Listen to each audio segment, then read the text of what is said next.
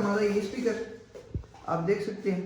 इसके अंदर हमने मोबाइल डालने के लिए इधर कुछ जगह रखी है और इधर है 2 डिस्पोजल ग्लास और ये भी डिस्पोजल थी, इसको हमने गोल आकार देके मोबाइल स्टैंड बना दिए।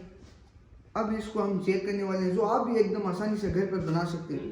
तो हम अब इसको लगाएंगे। दोस्तों अब हम इस गाने को शुरू कर रहे हैं।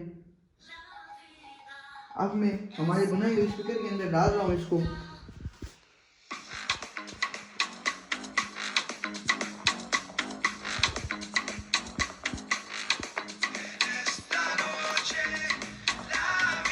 तो दोस्तों आप आवाज़ देख सकते हैं, फर्क आया है, काफ़ी तेज होगी।